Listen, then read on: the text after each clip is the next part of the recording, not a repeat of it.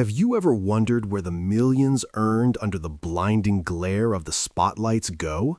While naive fans collected autographs, these Hollywood legends were wagering their mansions, their reputations, and their very lives in smoke-filled underground dens.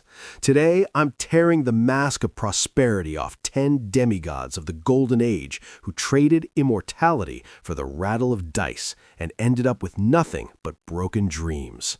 This is a story about how greed and addiction turned kings of the screen into ordinary debtors of the mob. And if you don't want to miss the next revelations, hit the like button, subscribe to the channel, and tell us in the comments which star disappointed you the most. Mickey Rooney. Welcome to a world where height means nothing if you have enough cash to reach the edge of the roulette table. Mickey Rooney stood just 5'2", but his ego, his ambition, and, most tragically, his debts could have eclipsed the Empire State Building. We're used to seeing him as Andy Hardy, the perfect all-American boy, eternally cheerful, honest, and a little naive. Yet behind that wholesome boy-next-door mask lurked a true demon of chance. He began his career at 17 months old, and by 1939 had become the highest-grossing star on the planet. He was earning so much money he could have bought half of California, but Mickey decided feeding bookmakers was far more entertaining. His tragedy was simple. He never knew when to stop. Not with women, 8 marriages are no joke, not with alcohol, and certainly not with gambling. Casinos were never a place of leisure for Mickey. They were an altar where he sacrificed his paychecks, his dignity, and his future. He was what Vegas calls an action junkie. Strategy meant nothing to him. What he craved was the process itself, the electric surge in his blood as the roulette ball began to slow. One night at the Riviera Casino, back when the place was packed with hard-eyed men carrying guns under their jackets, Rooney put on a performance for the ages. In a single evening, he managed to lose more than $50,000. To grasp the scale of that disaster, in the early 1950s, that kind of money could buy a dozen luxury homes. They say even the hardened mobsters who owned the joint watched him with open disbelief. They were used to fleecing suckers, but Mickey stripped himself with such enthusiasm it unsettled even the predators. He bet on everything: dice, cards, even which waiter would trip first. It was a pathology no million-dollar MGM contract and no amount of lecturing from Louis B. Mayer could cure. Mickey's personal life was merely collateral damage of his addiction. When he fell in love with the dazzling Ava Gardner, the world gasped. How did this little guy land the most desired woman in Hollywood? The marriage quickly turned into a circus. Mickey cheated relentlessly, and when guilt started gnawing at him, he tried to buy forgiveness with diamonds. The most legendary episode came when he gave Ava a ring with a stone the size of a baby's fist. Ava was thrilled for exactly 1 week. Then a knock came at their door, and grim-faced men from the bookies were standing outside. Pale as a sheet, Mickey turned to his wife and muttered, "Darling, I need the ring back, just for a couple of days." Of course, the diamond went straight toward covering his horse racing debts, and Ava soon sent Mickey packing for good. But even that didn't stop him. By the early 1960s, the situation had become critical. The mob no longer cared about his movie star smile. They wanted their money. At one point, Rooney's debts to underground syndicates grew so enormous that studio bosses were forced to negotiate personally with gangsters to keep the nation's biggest star from becoming part of the foundation of a new hotel in the Nevada desert. In 1962, the moment of truth arrived. Mickey Rooney officially declared bankruptcy. The list of creditors read like a phone book. The IRS demanded $1.75 million. Casinos wanted hundreds of thousands more. Ex-wives lined up for alimony. He went from golden boy to punchline, an actor who accepted any humiliating gig, cheap TV shows, tacky commercials, just to scrape together some cash. He kept gambling into old age, convinced that the right card was about to come. His life became an endless loop, the finish line constantly pushed farther away by his own hand. When Mickey died at 93, he had nothing left.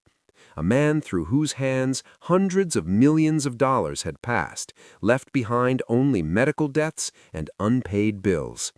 He died in a small rented house, stripped of former grandeur, forgotten by many, yet forever listed among Hollywood's most legendary gambling casualties. It was the ending of a great actor who spent his life playing a rich man while remaining a slave to the green felt. He believed he controlled luck. In the end, luck simply shook out his pockets and tossed him on the shoulder of history, leaving us with nothing but old reels of a smiling Andy Hardy who never learned how to say pass. Frank Sinatra. If you thought Mickey Rooney was a handful, fasten your seatbelt. Enter Mr. Blue Eyes himself, the chairman of the board and the unofficial king of Las Vegas. Frank Sinatra was more than a singer. He was an institution, a living emblem of the American dream, a man whose word in Nevada often carried more weight than state law. Yet, Frank had one small weakness, one that cost him, by the most conservative estimates, around $50 million. Not the kind of millions people toss into crypto today, but solid, heavy dollars from an era when $10 could buy you a feast for the entire strip. Sinatra didn't just like to gamble, he worshipped it. He saw himself as a god of chance, convinced that Lady Luck herself owed him something, as if by contract. He owned 9% of the legendary Sands Hotel and Casino, had a suite named after him, and wielded absolute authority over the staff. And yet, by a cruel twist of fate, he was the most desirable sucker his own dealers could hope for. The great irony of his life was this: no matter how much Frank earned with his divine baritone, and his nightly fees could reach $50,000, insane money in the early 60s, by morning those neat stacks of cash would settle gently back into the casino's coffers. Sinatra gambled the way he lived, head first, aggressively, with utter contempt for consequences. His games of choice were craps and blackjack, and he demanded special treatment. Unlimited credit lines were opened for him, so-called markers, which he signed with a casual flick of the wrist, never bothering to look at how many zeros followed his name. Over a single typical weekend in the early 60s, Frank managed to torch $1 million at the Sands. To grasp the scale of that madness, translate it into modern money. Roughly $10 million, gone in 48 hours of drunken haze and dice clattering against felt. But the truly frightening part wasn't the sums. It was what gambling did to him. When Sinatra lost, his legendary charm evaporated, replaced by a rage that even mafia bosses feared. There's a famous story about the Sands management finally losing patience with his multi-million-dollar debts and shutting off the tap, canceling his credit line. Frank flew into such a fury that he drove his golf cart straight through the glass lobby display, then hurled a heavy ashtray into a casino manager's face, knocking out his teeth.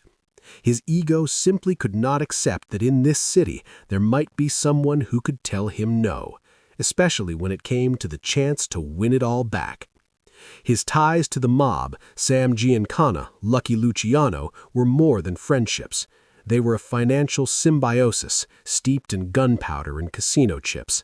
The mobsters loved Sinatra not only for his voice, but because he was the perfect mechanism for returning money to the system. Everything Frank earned from Capitol Records or film roles flowed willingly back to the family through the green tables of Vegas. It was an endless cycle, laundering talent into the grime of backroom casinos. Because of his catastrophic losses, Sinatra often found himself in debt, forced to work it off. That's why his discography and filmography contain so much obvious filler.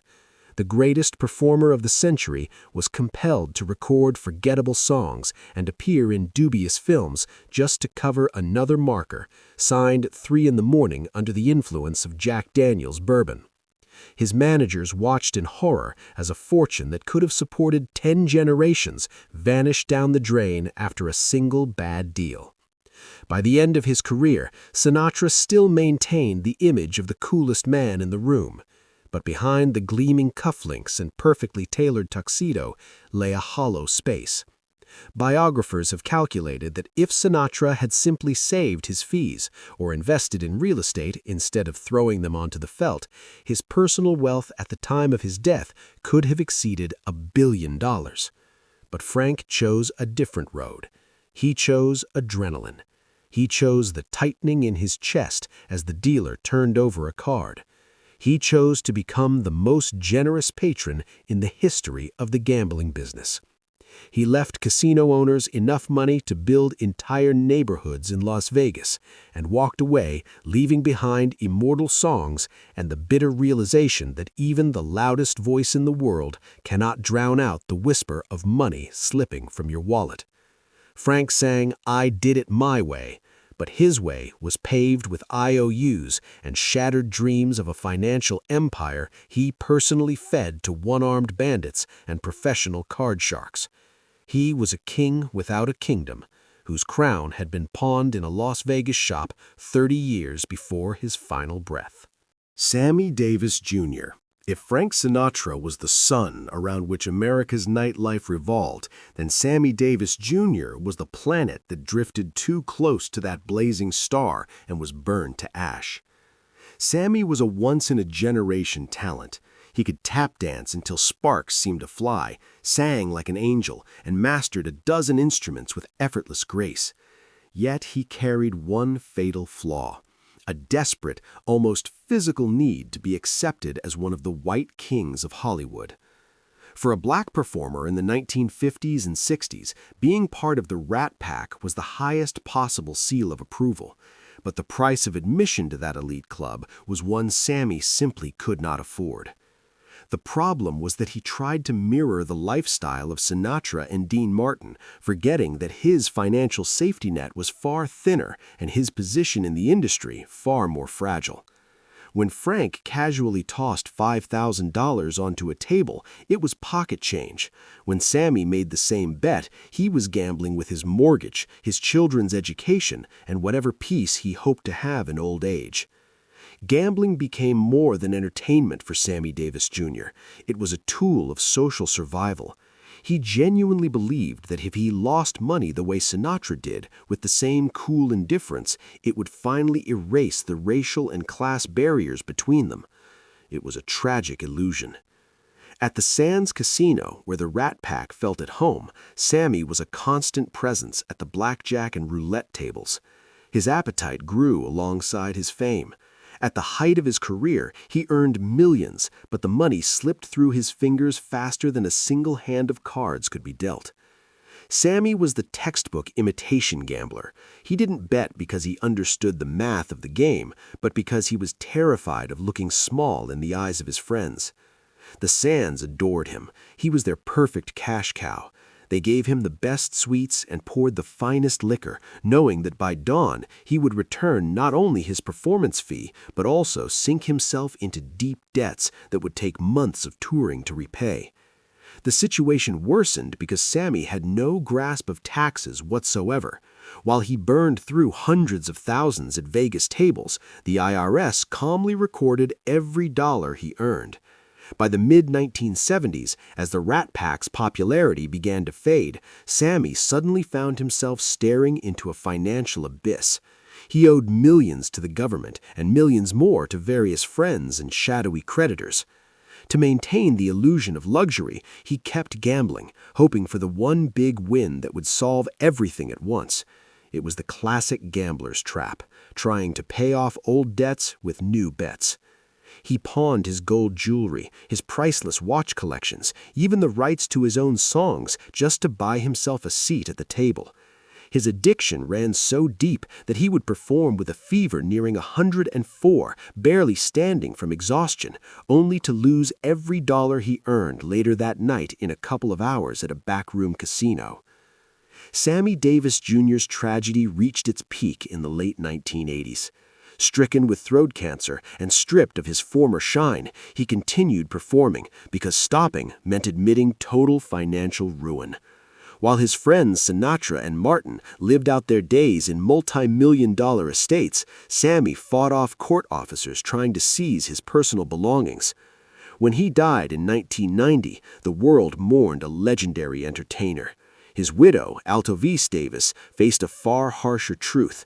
Sammy's legacy consisted of unpaid bills, tax claims exceeding $7 million, and empty bank accounts. All his gold, all his glamour, and all the dazzling shows he gave over decades had turned into casino chips, long ago swept away by a Sands croupier. Sammy Davis Jr. spent his life chasing the shadows of giants. In the end, that shadow covered his grave, leaving his family with nothing. He was a man who could do everything, except walk away from the table when the stakes became too high for a small man with a very big soul. Dean Martin. If indifference had a face, it would have been Dean Martin's. A glass in hand, perpetually half-lidded eyes, a crooked grin, he projected a single message to the world. Life is a party, and I'm the coolest guest in the room. But behind that facade of effortless calm lived a gambler whose style was as careless as it was self-destructive. Dean was nothing like the twitchy Mickey Rooney or the volcanic Sinatra. He lost fortunes the way most people toss away a candy wrapper. They called him the King of Cool, but in Las Vegas casinos he was known by another nickname, Sweet Meat. A man who placed enormous bets on games with the worst possible odds simply because he couldn't be bothered to learn strategy. If Sinatra fought the casino, Martin simply let it take his money, confident that his charm and the endless stream of paychecks would cover any losses. Dino's real problem was his legendary laziness. He hated rehearsals, hated serious conversations, and most of all, hated counting money. The millions generated by the Dean Martin Show and his hit records were abstract numbers to him, meaningless figures on paper. The only thing that felt real were the chips in his hands. Unlike professional gamblers who spend years mastering poker, Dean adored pure games of chance, where the house edge is merciless. He could stand at a craps table for hours, sipping his usual cocktail, often discreetly replaced with apple juice so the star wouldn't collapse too early, and fling away thousands of dollars on a single roll of the dice. His managers practically wept when they saw the bills from the Riviera and the Sands. While Dean cracked jokes on stage, his accountants struggled to understand how a man could earn $40 million over a decade and still live perpetually on the brink of financial disaster. Martin didn't just lose money, he ignored its value entirely. He had no business instinct and routinely turned down lucrative investments in favor of spending one more night in a private gambling room. His addiction was quiet but profound. In 1987, when his son, Dean Paul Martin, died in a plane crash, the King of Cool finally broke. His indifference curdled into a heavy depression, which he tried to drown the only way he knew, by gambling. In his later years, he could walk into a casino, wager the equivalent of an average American's annual income, lose it all in 10 minutes, shrug, and wander off to the bar. He believed fortune was just another adoring fan who would never leave his side. Reality proved far less forgiving. By the end of his life, his accounts were nearly empty, and his financial legacy was a pale shadow of what it could have been if he had ever chosen to use his head instead of relying on his famous slacker charm. The saddest part of Dean Martin's story is how easily he allowed himself to be bled dry. Casinos used his image to draw in thousands of tourists, and in return, he handed over everything he earned. He didn't pick fights with the mob like Rooney, didn't try to buy Las Vegas like Sinatra. He simply drifted with the current, a current that carried him straight into financial ruin. When Dean left this world in 1995, only scraps remained of his once mythical wealth.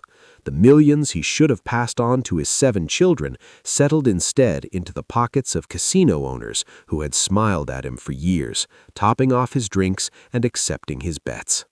Dean Martin proved that you can be the coolest man in Hollywood and still end up an ordinary loser who slept through his fortune at a green felt table. He exited beautifully to the sound of Everybody Loves Somebody, but the truth is that the casino loved him far more than he ever imagined, and that love cost him everything. Rita Hayworth.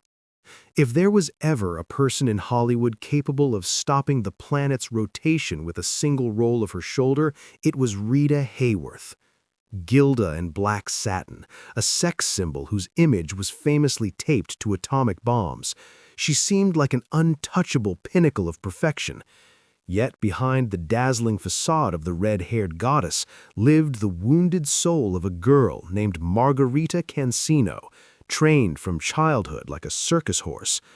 That inner emptiness and a constant dread of the future pushed her into the arms of the most treacherous addiction of all, gambling. While men across the world were ready to lay their fortunes at her feet, Rita calmly and methodically fed her own paychecks to bookmakers and racetracks. Gambling was never about winning for her. It was the only place where she felt even a shred of control over her life, an illusion that ultimately left her broke and alone inside the gilded cage of her memories. It all began with horse racing. Rita adored horses. In their speed and grace, she saw a reflection of her own untamed nature. What started as innocent fascination soon hardened into obsession. At the height of her career in the 1940s, she earned around $250,000 per film, an astronomical sum for the era. Yet the money vanished faster than the ink dried on her posters. Rita bet on horses as if tomorrow didn't exist.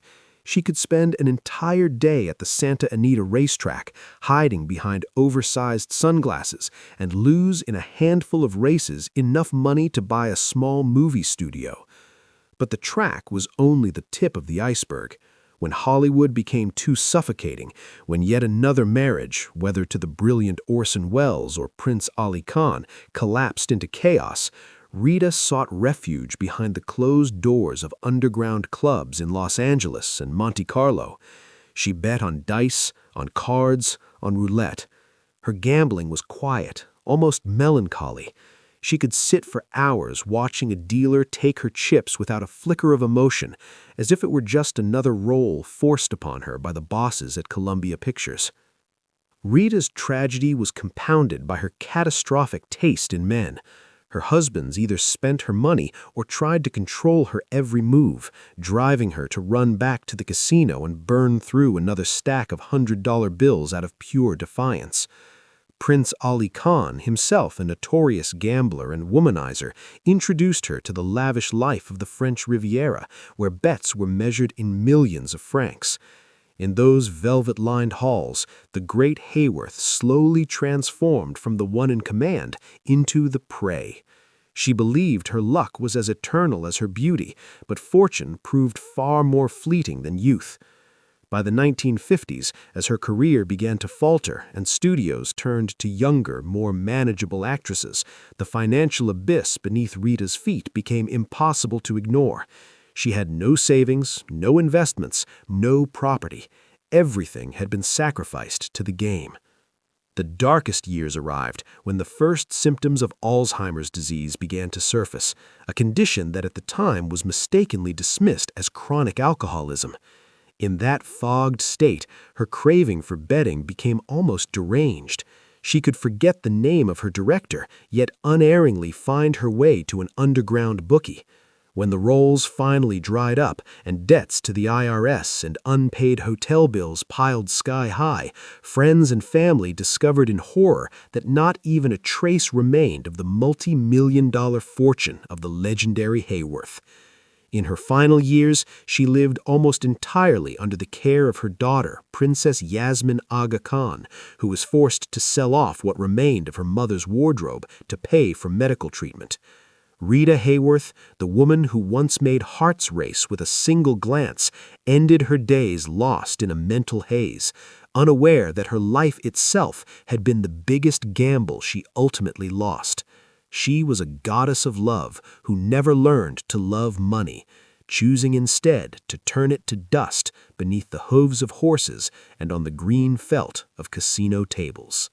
George Raft.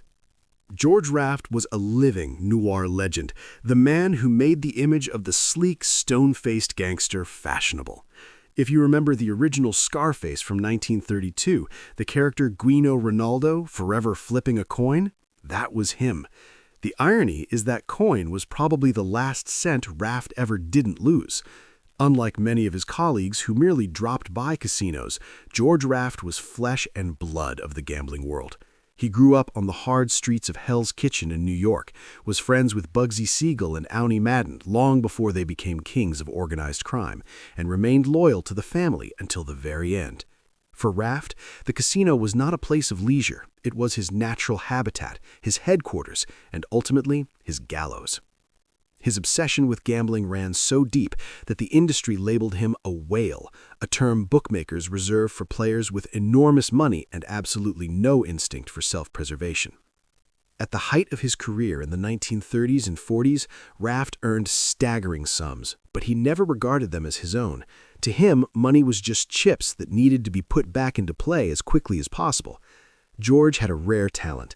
He could walk into an underground club with a $20,000 check, a fortune in those days, and walk out 2 hours later owing just as much again. His style was aggressive and confrontational. He loved roulette and baccarat, wagering entire film salaries on a single spin of the wheel.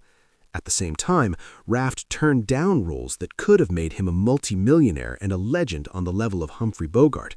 He rejected the Maltese Falcon and Casablanca simply because on the days contracts were to be signed, he was too busy at the racetrack or a poker table, desperately trying to claw back yet another epic loss. His recklessness in business and pathological appetite for risk led to his Hollywood career sinking rapidly by the early 1950s, even as his hunger for Vegas only grew stronger. Worst of all, Raft didn't just gamble in casinos, he tried to own and run them, which in those days meant direct contact with the mob. His ties to Bugsy Siegel made George one of the public faces of the infamous Flamingo Hotel.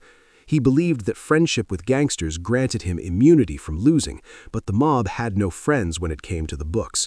When Bugsy was gunned down, Raft found himself in a dangerously exposed position, owing enormous sums to men who didn't accept apologies. He was forced to appear in dubious European action films and low-budget dramas just to pay the interest on his markers. By the 1960s, things had become truly bleak. The great George Raft, the man every well-dressed American once tried to imitate, was reduced to working as a greeter and honorary host in casinos in Havana and London. He stood at the entrance, smiling at wealthy tourists and flipping his famous coin, while inside him everything screamed with humiliation. His downfall was slow and painfully public. The IRS pursued him for decades, siphoning off nearly every dollar he earned to cover old tax debts. He lived in a modest furnished room, surrounded by photographs of past triumphs, yet even then he managed to find underground betting parlors to place a wager. He was a gambler to the bone, a man who couldn't breathe without the smell of cigar smoke and the clatter of dice. When he died in 1980 at the age of 79, he had almost nothing to his name, just a couple of worn suits and the legend of how he once spun Hollywood as easily as that same coin. His story is a cautionary tale about what happens when an actor forgets to step out of character. George Raft wanted to be a gangster, but in the real world, gangsters always take the pot, while actors are left with closing credits and empty pockets. He didn't just lose money, he lost his life, becoming nothing more than a handsome prop in the casino he once called home. Errol Flynn. If anyone ever embodied the motto, "Live fast, die young, and leave behind a mountain of unpaid bills," it was Errol Flynn. The ultimate daredevil of Hollywood's golden age, the screen's Robin Hood and Captain Blood. He didn't just play heroes, he despised caution in any form. His life was a non-stop cascade of scandals, sword duels, legendary benders, and of course, a pathological passion for gambling. Money meant nothing to Flynn. It was merely fuel for his endless party, and he believed the best way to burn that fuel was in underground casinos. While Warner Bros. Executives racked their brains trying to keep their leading man out of jail, Errol himself was busy figuring out how to win back $50,000 lost in a single night of poker between takes of a historical epic. His addiction was neither quiet nor melancholic. It was a violent storm in which he felt truly alive. He wagered everything with the same reckless grin his characters wore while boarding enemy frigates, only in real life the opponent was the casino, and the casino never missed. Flynn's addiction began early, during his wandering youth in New Guinea, but it reached its full destructive scale in Hollywood in the 1930s. Cashing checks that looked like the treasury of an entire kingdom, Errol headed straight for Los Angeles' private gambling clubs. He was an impulse gambler. One night he could walk away up $100,000 and the next morning lose twice that amount simply because boredom set in. His appetite for risk went far beyond cards. He bet on cockfights, on the outcomes of sporting events, even on how many takes it would take his co-star to memorize a line. Studio bosses were forced to hire fixers whose sole job was to pull Flynn out of debt before the press or the police caught wind of it. Time and again, the salaries from his greatest films went directly to creditors before the actor ever touched the money. By the 1940s, he had become a hostage to his own lifestyle. He needed roles not for art, but to patch the budget holes blasted open by another gambling spree in Monte Carlo. His legendary yacht, the Sirocco, was not only a floating palace of infamous parties, it was a floating casino. In international waters beyond the reach of local laws, Flynn entertained the most questionable company imaginable, from Hollywood power brokers to figures from the criminal underworld. The stakes aboard the Sirocco were so high that one bad night could end a career, but Flynn always raised the bar. He believed in his star, believed fortune would never dare turn its back on the most charming pirate on the planet.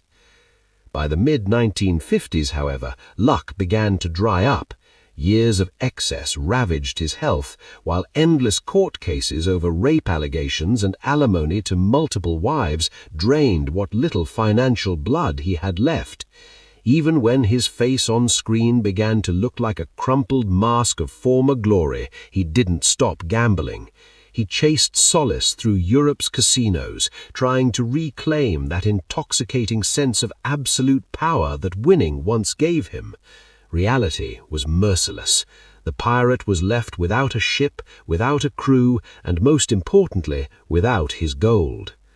Errol Flynn's finale was as swift and tragic as his finest roles.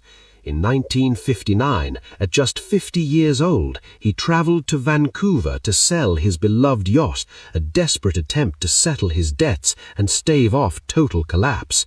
There he died of a heart attack, exhausted and nearly broke. The autopsy revealed a body ravaged to the condition of a very old man.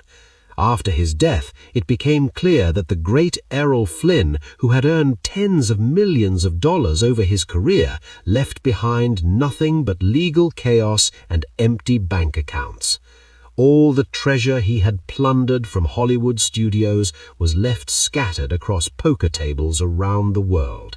He lived his life like a gamble, pushing everything onto red, only for the ball to land on black when he least expected it. Flynn proved that it's possible to conquer the world, yet still fail to defeat yourself in a quiet room where a deck of cards is being shuffled. William Holden. If there were a gold standard for the Hollywood leading man, it would be William Holden. Charismatic, athletic, with a voice that made women forget their own names, he was Paramount's crown jewel. After the triumph of Sunset Boulevard and an Academy Award for Stalag 17, Holden became one of the most sought-after and highest-paid actors in the world.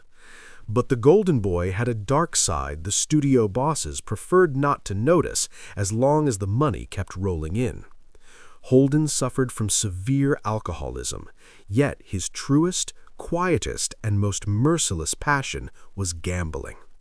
Unlike Sinatra, who gambled as a performance, Holden played with a grim, almost masochistic seriousness. For him, the game was not entertainment, but a battle, one he lost again and again, raising the stakes until the numbers on the checks began to frighten even seasoned bookmakers. His tragedy was textbook compulsive gambling.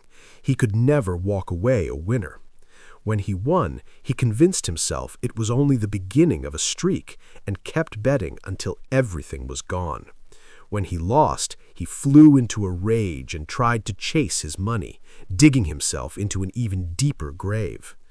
In the 1950s and 60s, Holden was among the first stars to demand a percentage of box office profits instead of a fixed fee. For The Bridge on the River Kwai, he earned an astronomical sum for the time, instantly becoming a multimillionaire. But those millions didn't settle into trust funds.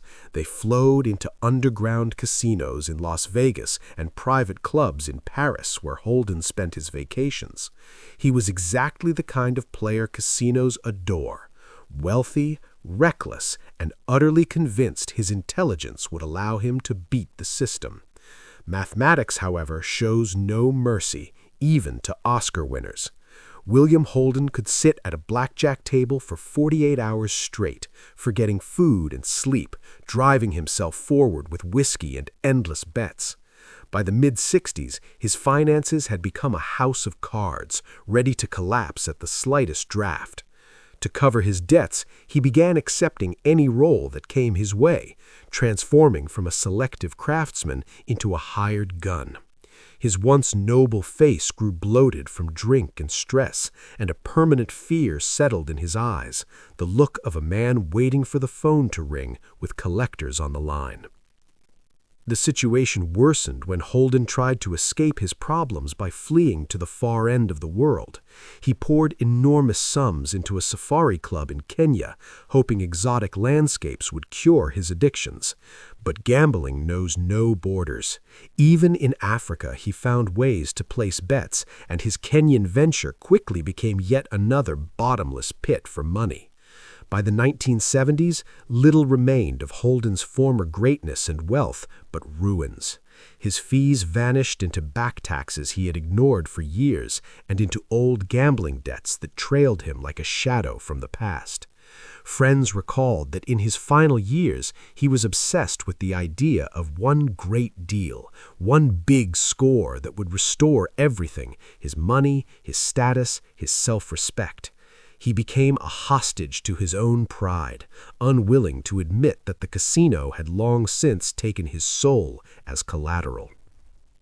William Holden's end was as lonely and bleak as an empty casino floor after closing time. In 1981, he was found dead in his apartment. He had slipped on a rug, fallen, and struck his head on a bedside table. The true tragedy was that he was so drunk and so exhausted that he couldn't even call for help. A man who once held the world in his hands and moved millions died alone in a pool of his own blood, leaving behind almost nothing but debts and the bitter memory of a talent lost to the dice. His bank accounts were empty, his property mortgaged. Hollywood's Golden Boy finished his journey as an ordinary drifter who wagered his own life and discovered he was holding nothing but a losing hand. It was the final reckoning for years spent chasing a phantom win that always remained one card away, a card that was never in the deck. Ava Gardner was the embodiment of raw sensuality and untamed instinct. Peasant son or titled baron, it didn't matter. Before her green eyes, everyone bowed. But Ava had one fatal problem. She found it unbearable to be nothing more than an icon. She despised Hollywood's phoniness, hated the tyranny of the studios, and spent her entire life searching for a way to feel truly alive. For her, that way was risk. Gambling was never about money for Gardner. She grew up poor on a tobacco farm and knew its value, but once millions came crashing into her life, cash turned into nothing more than colorful paper, an entrance fee into a world of pure adrenaline. Ava didn't gamble to win. She gambled for that single suspended second between the throw of the dice and the moment they stop, when everything freezes and you belong neither to MGM, nor to your husbands, nor to the IRS. It was her personal form of rebellion, one that ultimately reduced her life to ruins paved with IOUs and empty champagne bottles. Her passion for gambling reached its peak during her explosive marriage to Frank Sinatra. It was a union of two powder kegs, and the spark of risk ignited them almost every night. Together, they could burn through the annual budget of a small city in a single Vegas evening. Ava was the bigger gambler. If Frank played with the cold calculation of a king, she wagered with the desperation of a kamikaze. She adored baccarat and poker, and she played in a distinctly masculine style, aggressive, built on massive bluffs, with no fear of loss whatsoever. There's a legend that once in Madrid, during an endless party with bullfighters, she lost a diamond necklace Sinatra had given her in a card game, simply to prove that possessions meant nothing to her. But behind that bravado hid deep insecurity. The worse things went in her personal life and career, the higher she pushed the stakes. Casinos became her refuge from depression, a place where thick smoke and the clatter of chips drowned out thoughts of fading youth and roles growing smaller and less important. In the 1960s, when her studio contract ended and major Hollywood roles became scarce, Ava moved to Spain and later to London. Her habits moved with her. Free from the watchful eyes of Hollywood publicists, she became a regular in Europe's casinos. In London, she frequented the private gambling clubs of Mayfair, losing the remnants of her earnings with the same careless elegance with which she once removed a glove in Gilda. Her fortune melted away before everyone's eyes. To maintain her accustomed lifestyle, luxury apartments, staff, constant travel, and, of course, endless betting, she accepted roles in dubious European productions and disaster films she herself called junk for the paycheck. The great Ava Gardner became an actress working solely to cover the losses of the previous weekend. She was too proud to ask for help and too addicted to stop. Ava Gardner's tragedy ended in the silence of her London apartment. After suffering a stroke in the mid-1980s, she was confined to her bed, her finances so dire that her medical bills were paid by her former husband, Frank Sinatra, the only man who remembered her not as a gambler, but as the woman he once loved more than life itself. When she died in 1990, it became clear that almost nothing remained of her multi-million-dollar fortune. Everything had been sacrificed to risk for the sake of risk. Ava Gardner proved that beauty can open any door, but it is powerless against addiction that devours a person from the inside. She left behind only the fading trail of her perfume, a handful of great films, and a sad story of how the most desired woman in the world gambled away herself, trying to cheat boredom in underground casinos on both sides of the ocean. Peter Lawford. If the others on our list fell from great heights, Peter Lawford managed to fall from an Olympus most people never even dared to dream of. He wasn't just an actor. He was a living bridge between the world of fantasy and the world of real power. A handsome Englishman, a favorite of women, a member of the legendary Rat Pack, and, most importantly, the son-in-law of President John F. Kennedy. With a hand like that, losing at life seemed impossible. Yet Peter Lawford proved otherwise. He became the man who squandered his place in America's first family for the dubious pleasure of matching the bets of friends far richer and more successful than he would ever be. His tragedy was that of the poor relative in a room full of billionaires. Living in the shadow of Frank Sinatra and Dean Martin, Lawford developed a crushing inferiority complex. He felt compelled to wager what they wagered, drink what they drank, and live just as extravagantly, even though his bank account never came close to the heights where the chairman of the board's money resided. For Lawford, gambling wasn't merely a passion, it was a social obligation that slowly tightened into a noose. At the Sands or the Riviera, he always sat at Sinatra's right hand. When Frank casually tossed a $5,000 chip onto the table, Peter would do the same, turning pale as he did it. He couldn't admit that for him that sum represented weeks of filming. This desperate attempt to keep up led Lawford to borrow money from anyone who would lend it, from casinos on nothing but his word, from bookmakers against future roles, and even from his powerful in-laws. His dependence on gambling and alcohol became so obvious that it began to cast a shadow over the Kennedy clan itself. His wife, Patricia Kennedy, tried for years to save the marriage, but when Peter's IOUs started arriving at the Hyannisport estate, the family's patience snapped. His Las Vegas lifestyle, riddled with murky ties to mob-connected casino owners, became a political liability for the president. In the end, Lawford was simply cut off, thrown out of the world of high politics with empty pockets and a broken heart. Losing the Kennedys was the beginning of the end.